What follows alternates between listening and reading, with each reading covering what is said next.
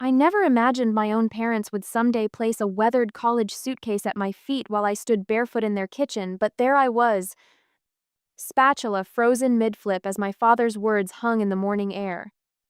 You have 10 minutes to pack and leave. The pancake batter sizzled, forgotten on the stovetop. Morning sunlight streamed through lace curtains, casting honeyed patterns across the oak table where we'd shared Sunday breakfasts for 3 decades. The warmth of that light mocked the ice in my father's voice. Did you hear me, Marin? He stood ramrod straight, his posture a declaration of finality. 10 minutes. I lowered the spatula and turned off the burner with deliberate calm. I heard you. Mother lingered in the doorway, her gaze fixed on the polished floor tiles rather than meeting my eyes. Behind her stood Tinsley, my older sister, arms crossed over her cashmere sweater, satisfaction pulling at the corners of her mouth. We've discussed this, Mother said, her voice pitched to sound sympathetic while her fingers twisted nervously around her wedding band. You've overstayed your welcome. The irony almost made me laugh. 3 weeks. I'd been here exactly 3 weeks between apartment leases. 3 weeks during which I'd cooked their meals, drove father to his doctor appointments, and contributed what I could to household expenses from my tutor's salary. I'm scheduled to move into my new place next Tuesday, I said, keeping my voice level. That's 5 days from now. Father checked his watch, a habit from his 40 years at the furniture factory. 9 minutes left. Richard, Mother murmured, placing a hand on his arm that he immediately shrugged off. Tinsley stepped forward. You've always taken advantage of family goodwill, Marin. Some of us work for what we have instead of expecting handouts. The accusation burned like salt in an open wound. I'd refused the family business to pursue teaching my sin in their eyes. Independence had been my crime. I'll get my things, I said quietly. Upstairs, in the guest room that had once been mine, I moved with mechanical precision. Clothes folded neatly into the suitcase. Toiletries gathered from the bathroom. Books stacked by weight. My fingers worked while my mind cataloged betrayals not just today's, but a lifetime's worth.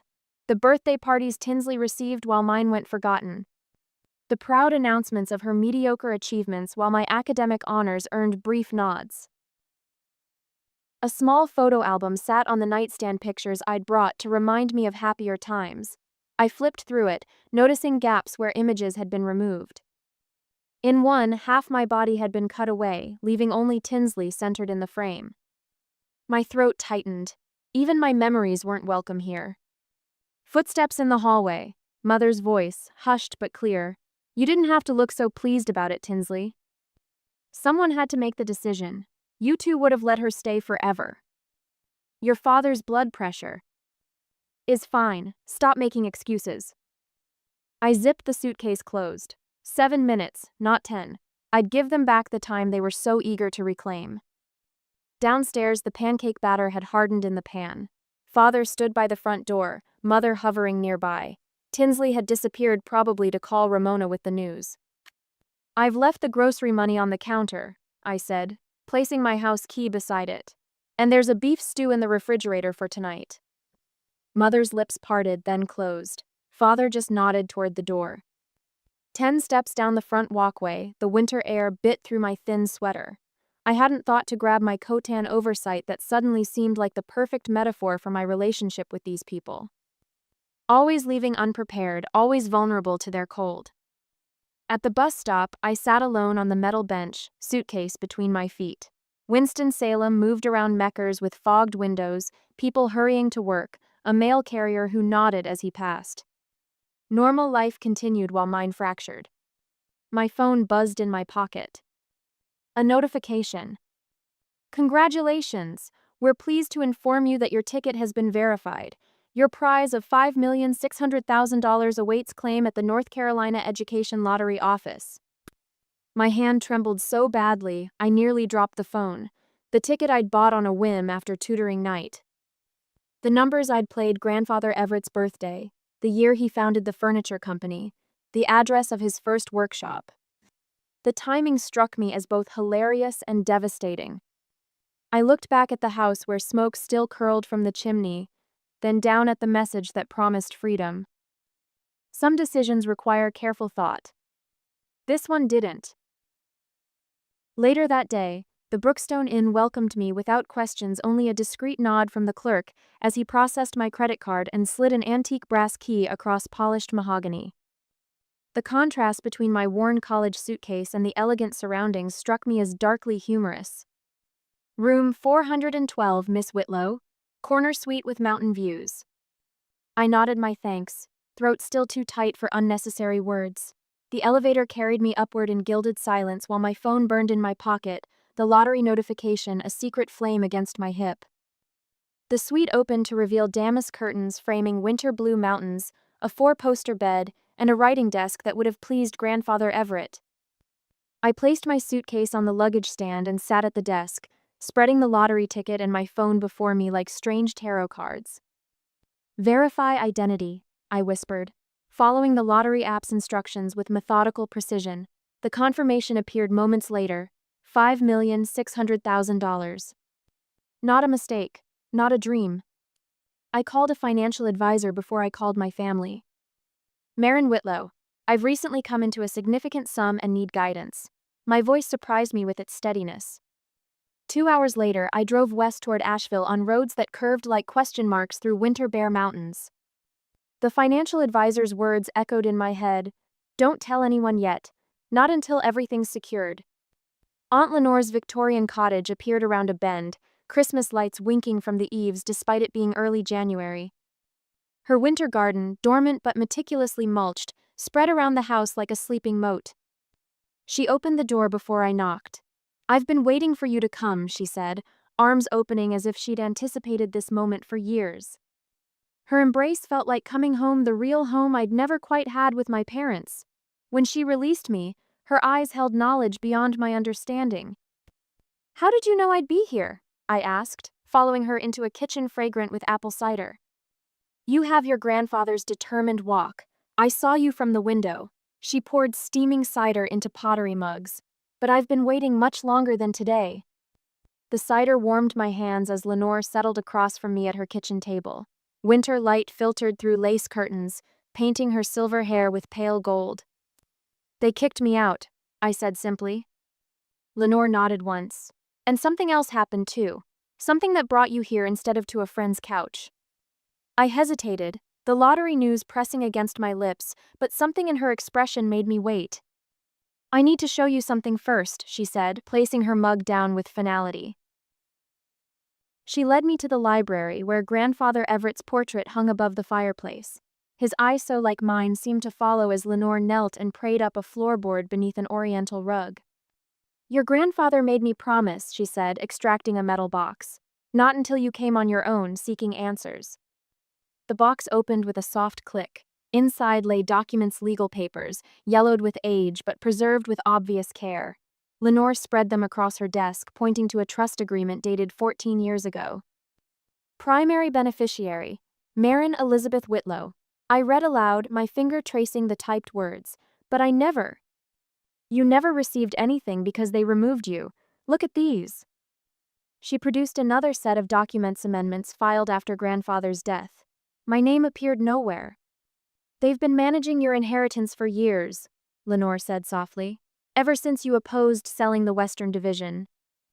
I remembered that family dinner, the raised voices, my father's flushed face when I'd sided with grandfather's original vision, how quiet the house had been for weeks afterward. Everett knew they might try this. Lenore continued. That's why he created a separate trust with me as trustee. Not as substantial as your main inheritance, but enough to help if you ever discovered the truth. My stunned silence filled the room while pieces of my past rearranged themselves like a kaleidoscope twisting into focus. Grandfather's final words from his hospital bed. You'll always be provided for, little scholar. Tears spilled down Lenore's lined cheeks. I should have told you sooner, but Everett made me promise to wait until you came seeking truth on your own. He said you needed to find your strength first. I discovered myself nodding, understanding blooming like a winter rose, the joint accounts that disappeared when I started college, the scholarship that mysteriously fell through. All of it, Lenore confirmed. Your father managed the trust with your mother's approval. Tinsley helped with the paperwork. My hand found grandfather's pocket watch on Lenore's Mantelth timepiece he'd always kept perfectly wound. I lifted it, feeling its solid weight. There's more, Lenore said, extracting additional bank statements showing systematic withdrawals spanning years. They've been siphoning funds from your portion to supplement Tinsley's struggling interior design business. Shock transformed into something cooler and more focused. I slipped the pocket watch into my sweater pocket where it settled against my heart. I know an attorney in Winston-Salem, I said quietly. Eleanor Westfield. Would you be willing to speak with her? Lenore gathered the documents with careful hands. I've kept copies of everything, it's time they were used properly. I helped her return the originals to their hiding place. As we stood, I placed my hand on hers. This isn't about revenge, I said, the watch ticking softly in my pocket. It's about justice. Lenore's smile held sadness and pride in equal measure. Everett always said you were the true heir to his spirit, not just his money. Outside, snow began to fall, each flake a promise of transformation. The lottery win now seemed less like random chance, and more like the universe balancing scales long tilted against me. 2 days later, Eleanor Westfield's office smelled of leather-bound books and confidence. Sunlight streamed through Venetian blinds, casting ladder patterns across the mahogany desk where she spread out documents like battle plans. You understand we're not just filing a grievance, Eleanor said, tapping a manicured nail against the trust papers. We're reclaiming what was systematically taken from you. I nodded, tracing my finger along Grandfather Everett's signature. The elegant script reminded me of watching him sign checks at his roll-top desk, the same desk my father had sold at auction 3 years ago. I understand perfectly. Eleanor 60-something with silver haircut, in a practical Bob studied me over reading glasses. Most clients in your position want blood. You seem remarkably calm. Calm waters run deep, I said, an expression Grandfather had favored. She smiled, revealing laugh lines earned through decades of courtroom victories. Let's create Everett Legacy Investments today. A holding company puts a professional barrier between you and whatever assets we recover. 2 hours later, I walked out with a leather portfolio containing my new company's incorporation papers. The weight felt substantial in my hands, the first tangible evidence of my transformation, from family doormat to independent entity. 6 weeks later, I lived quietly at the Brookstone Inn. Room 312 became my war room, though nothing about it suggested conflict. Each morning, I rose at 6, dressed, and walked to the coffee shop where I'd tutor students before their workday began. You don't have to keep working, Eleanor reminded me during our weekly meetings. The lottery funds have cleared verification. The tutoring keeps me grounded, I explained, arranging my pencils in perfect alignment on her desk. When everything else shifts, teaching remains constant. Meanwhile, my family continued their lives, unaware of the earthquake gathering strength beneath them. Father drove to his weekly doctor appointments in his Lincoln. Mother hosted her bridge club on Thursdays. Tinsley posted photos of resort vacations on social media. I watched it all from a distance, like observing characters in a play where I knew the ending, but they didn't. Your parents' mortgage is underwater. Eleanor announced one rainy Tuesday, sliding a property report across her desk. They refinanced 3 times in the past decade. The bank is preparing to foreclose. I studied the document, noting the final page where Tinsley's signature appeared as co-signer. She knew they were in trouble. And used it to increase her control, Eleanor confirmed. Classic financial abuse masquerading as help. When's the auction? Next Thursday. They haven't told anyone yet. The opportunity presented itself with such perfect timing that it might have seemed like revenge to an outside observer. But revenge burns hot. This felt cool and deliberate. Buy it, I said, through Everett Legacy. You're certain? Completely. That day, the auction took less than 15 minutes. Eleanor's associate called with updates while I sat in my hotel room, staring at the ceiling fan making lazy circles above my bed. Property secured, she reported. All paperwork will be recorded by Friday. I closed my eyes, feeling a strange absence of triumph. Thank you. The deed arrived in a plain manila envelope. Everett Legacy Investments now owned the house where I'd grown up, the house from which I'd been evicted with a weathered suitcase in 10 minutes' notice. The previous owners will need to receive formal notification, Eleanor explained when I visited her office to sign the final documents. Standard procedure allows 30 days to vacate. 30 days, I repeated, rolling the words around like hard candy. Not 10 minutes. Correct, though we could expedite. No, I interrupted.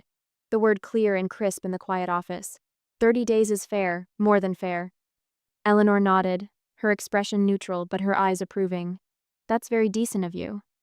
It's not about decency. It's about being different from them.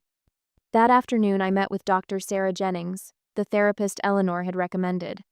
Her office featured no couch, just 2 comfortable chairs facing each other beside a window overlooking a courtyard where a stone birdbath gathered rainwater. "Tell me why you're here, Marin," she said, her voice warm but not overly sympathetic. "I need to process 38 years of family history without letting it determine my future." She nodded. "That's an excellent starting point." Over the next hour, I outlined the skeletal facts of my situation: the eviction, the lottery win, Aunt Lenore's revelations about my inheritance, and the house purchase. I spoke as if describing someone else's life, maintaining the distance that had protected me for weeks. "You've been remarkably strategic," Dr. Jennings noted, "but strategy alone doesn't heal wounds." "I'm not interested in healing family relationships. They're beyond repair." "I meant your wounds," she clarified. "The hurt child who still lives inside you." The statement landed with surprising weight. I looked away, watching a cardinal splash in the birdbath, its red feathers vivid against gray stone. "That child survived," I said finally. "That's enough." "Is it?" The question followed me back to Brookstone, where I found Eleanor waiting in the lobby, a FedEx envelope in hand. "It's done," she said, passing me the delivery confirmation. "The eviction notice has been properly served." Through the lobby windows, I could see the historic courthouse across the street, its columns standing firm against the darkening sky. A clock tower chimed 5 times, the sound muffled by distance and glass. "How did they receive it?" I asked, though I'd promised myself I wouldn't. Eleanor's expression softened slightly. "Your father took it without comment. Your mother wasn't present. Your sister Tinsley arrived as our courier was leaving." I nodded, tucking the confirmation into my purse. "And now we wait." "And now we wait," Eleanor agreed. "The next move is theirs." That night, I stood at my hotel window, watching the streetlights flicker on one by one. Somewhere across town, my family was reading legal language that mirrored what they'd said to me that morning in their kitchen. "You have 30 days to vacate." The difference was paperwork, attorneys, and the weight of law rather than family obligation. The difference was fairness rather than cruelty. The difference was everything. I touched Grandfather Everett's watch, its steady ticking, a reminder that time moves in only one direction: forward. On the reception day, the Winston-Salem Heritage Foundation Gala glittered under crystal chandeliers, a sea of wealth and tradition flowing through the ballroom. I adjusted the simple silver bracelet at my wrist, Grandfather Everett's last gift, and stepped through the double doors alone. Conversations sputtered and stalled around me. A woman in pearls turned mid-sentence, her champagne flute halting inches from her lips. Another whispered behind her hand to her companion, eyes darting toward me then away. The ripple effect of my arrival satisfied something primal within me. "Is that Marin Whitlow?" someone murmured as I passed. I wore a slate blue gown, elegant but understated, and carried myself with the quiet confidence of someone who no longer required approval. These weeks had transformed me from the barefoot woman clutching a college suitcase to someone who owned the air she breathed. Across the room, my sister Ramona froze, an oyster fork suspended between plate and mouth. Her husband tapped her arm, his whisper urgent as her complexion blanched. I selected a glass of white wine from a passing server and nodded my thanks, taking a deliberate sip. The microphone squealed as Ramona took the podium 15 minutes later, her composure visibly forced. "The Whitlow legacy spans 4 generations in Winston-Salem," she began, voice carrying across the hushed room. "Our commitment to community values, to family heritage, to the principles upon which our grandfather built his furniture empire." I stood alone near a marble column, watching her carefully exclude me from every plural pronoun, every family reference. Mother sat at the front table, back rigid, gaze fixed on Ramona rather than risk meeting my eyes. Father would have been there too, had his heart allowed it. And so, the Whitlow Family Foundation proudly announces a $50,000 endowment to the Historical Preservation Committee, Ramona concluded to polite applause. I waited until she stepped down before approaching the donation table. The elderly volunteer looked up, recognition sparking in her eyes. Marin Whitlow, I stated, sliding a check across the linen tablecloth. $100,000 to the Family Reconciliation Project. Her eyes widened at the figure. Would you like to announce this donation, Miss Whitlow? No need, I smiled. The money speaks clearly enough. The orchestra began a new selection, the opening notes of Moonlight Serenade. My throat tightened. Grandfather had danced with me to this song at my college graduation party, his last summer alive. Without conscious decision, I moved toward the dance floor. Couples parted as I walked to the center alone. I closed my eyes and began to move, one hand positioned as if holding an invisible partner's, the other curved around empty air. What is she doing? Ramona's voice carried from nearby, sharp with alarm. I continued, each step precise, each turn graceful. The weight of stairs pressed against my skin, but I kept dancing, claiming the space that had always been denied me. A warm hand touched my shoulder. An older gentleman with kind eyes stepped into frame. May I join you? Everett would never forgive me if I let his favorite granddaughter dance alone. Mr. Holloway, grandfather's business partner. I nodded, allowing him to take the lead. He always said you had his spine, Mr. Holloway murmured. Your grandfather would be proud of you tonight. The music faded. I thanked him with a smile and headed toward the ladies' room, needing a moment alone. Tinsley appeared in the hallway, blocking my path, her fingers clenched around a clutch purse. What do you think you're doing? She hissed, the color high in her cheeks. I regarded her calmly. Dancing. What are you doing, Tinsley? Her eyes narrowed. You think you're so clever. The eviction notice? Really, Marin? Something flashed in my eye, a satisfaction, perhaps. I hadn't intended for her to connect the dots so quickly, but watching her squirm provided unexpected pleasure. 30 days is generous, I replied. I only got 10 minutes. Tinsley stepped closer. You have no right. I have every right. My voice remained level. It's my house now. Her mouth opened, confusion replacing anger. What are you talking about? I walked past her without answering, the scent of her expensive perfume fading as I moved away. Behind me, urgent whispers erupted. By the dessert table, Mother accepted her coat from an attendant, leaving early. Ramona huddled in a corner, phone pressed to her ear, face contorted with panic. I savored one last look at the ballroom, at the family that had discarded me. Then I walked out the double doors into the cool night air, the first stars emerging overhead. The confrontation I'd dreaded for weeks had happened without a single raised voice. Sometimes the most devastating battles are fought in silence. Next week, the oak paneling of the Winston-Salem courthouse absorbed sound like a sponge, leaving only the whisper of papers and the occasional throat clearing to punctuate the silence. I sat beside Eleanor at the plaintiff's table, my spine straight against the hard wooden chair, watching sunlight filter through tall windows and create golden rectangles on the floor. Ready? Eleanor asked, arranging documents in precise stacks before her. I nodded, my fingers brushing against grandfather's pocket watch in my jacket pocket. The cool metal against my skin anchored me to reality as the courtroom doors opened. My family entered like actors taking stage positions. Father first, jacket buttoned despite his expanded waistline, face flushed with either anger or exertion. Mother followed, her perfume announcing her presence before she did, pearls gleaming at her throat.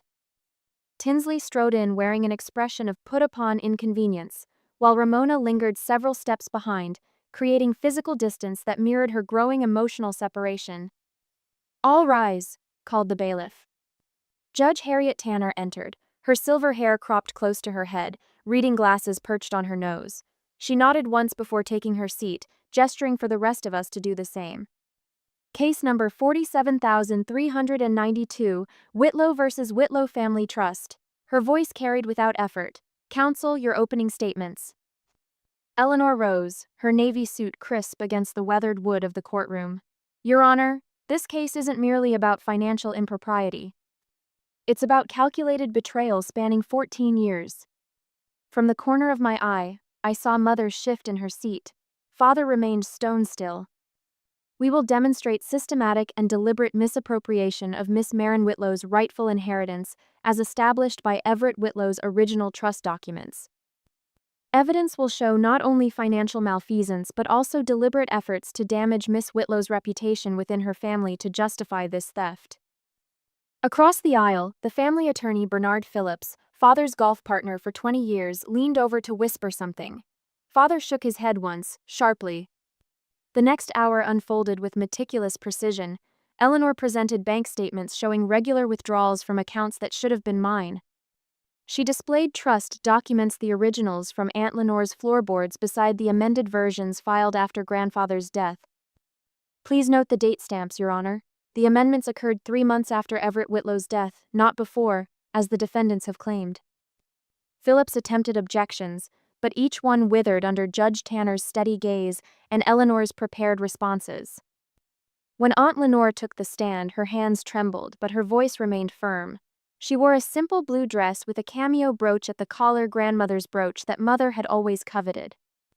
Yes, I was present when my father explained his wishes, she said. Marin was to receive 30% of the business holdings and the original family home on Westover Drive. And why didn't you come forward sooner? Eleanor asked. Lenore's eyes found mine. Fear, and shame that fear kept me silent for so long. Objection, Phillips called. Speculation about the deceased's intentions. Your Honor, Eleanor countered, we have written documentation supporting the witness testimony. Overruled, Judge Tanner said. Continue. The recording came next, Mother's voice crystal clear through the courtroom speakers. Of course we removed Marin from the trust. Richard couldn't bear the embarrassment of her refusing the business. The girl chose books over family loyalty. Father's face darkened to crimson. He half rose from his seat. That recording was private. Mr. Whitlow, Judge Tanner warned, control yourself or be removed. My heart hammered against my ribs, but I kept my expression neutral. The watch in my pocket seemed to pulse with each revelation, tick, tick, tick, counting down to justice. When Eleanor played the second recording, Tinsley laughing about diverting Marin's trust fund to remodel the lake house, my sister's composure cracked. Her manicured fingernails dug into the table edge. This is ridiculous, she snapped. Family money stays with the family who honor commitments. Judge Tanner's gavel struck once. Miss Whitlow, you'll have your turn to speak. For now, remain silent. The family's defense crumbled under the weight of documentation.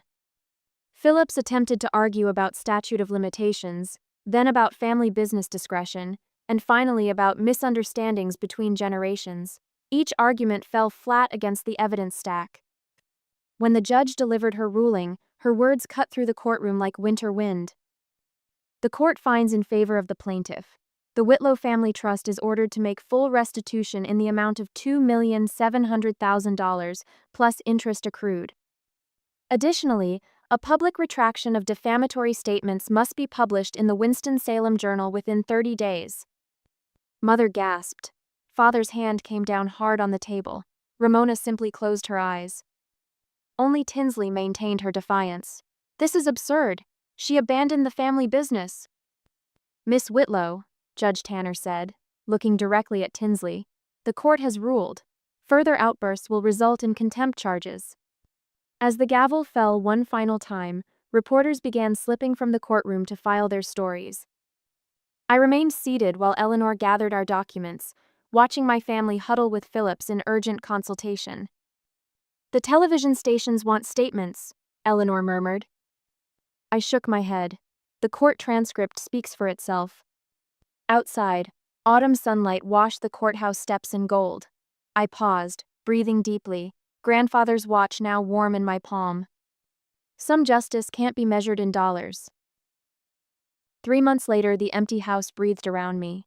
Footsteps echoed against barren walls where family portraits once hung, each room a hollowed vessel of memories I no longer needed to carry.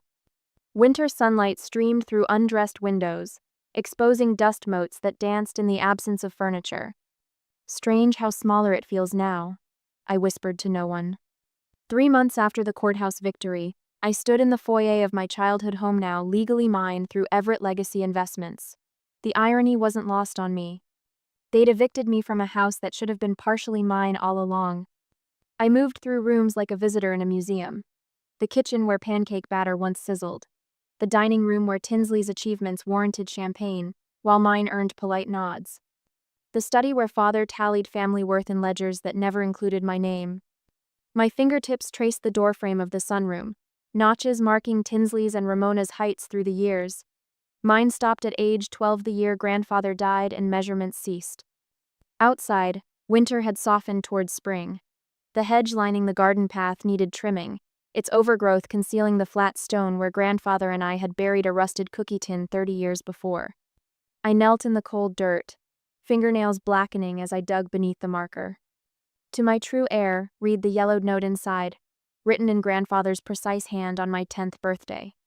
Beneath it lay childhood treasures, a polished river stone, pressed flowers, a sketch of grandfather's workshop I'd drawn in wobbly pencil lines. A silver dollar rested at the bottom, tarnished but intact. For your first business venture, his note explained. The coin caught light as I turned it, revealing the profile of Lady Liberty free from constraint, facing forward. The phone vibrated in my pocket. Mother's number. Yes, I answered, brushing dirt from my knees. Are you satisfied now? Her voice cracked with bitterness. We've lost everything. Wind rustled through bare branches overhead. A cardinal landed nearby, brilliant red against winter brown. No, I said after a moment, but I'm free. Silence stretched between us, a lifetime of unspoken truths suspended in static. We could have. No, I said again, firmer this time. We couldn't. The call ended with neither goodbye nor resolution. Some conversations were destined to remain unfinished. Inside my car, I placed the time capsule carefully on the passenger seat. Tomorrow, contractors would begin renovations, transforming the house into the Everett Whitlow Scholarship Foundation, a place where students from challenging families could find resources, mentorship, and quiet spaces to study. My new home waited across Tona Craftsman Cottage with morning light, perfect for reading, and enough garden space for the heirloom seedlings Aunt Lenore had gifted me. Eleanor would join me for dinner tonight to celebrate the foundation's official approval. Dr. Jennings had suggested marking significant milestones with meaningful rituals. At a stoplight, I removed grandfather's pocket watch from my bag. Its familiar weight settled in my palm, the gold case warming to my touch. Inside, beneath the steadily ticking hands, an inscription, "Time reveals truth." The light changed. I drove forward, leaving the old neighborhood behind. That evening, in my garden, I planted the first seedling lavender, grandfather's favorite. The fragrance rose from disturbed soil, both grounding and elevating. I pressed earth around tender roots while mockingbirds called from nearby trees. Inside my cottage, grandfather's watch claimed pride of place on the mantel, beside a framed photo of us in his workshop. His inheritance lived not in furniture or funds, but in the values he'd planted: integrity, patience, quiet strength. Some legacies aren't measured in dollars. Mine would be measured in lives changed, in students who found their voices despite families who never listened, in second chances, cultivated like gardens, in freedom finally claimed,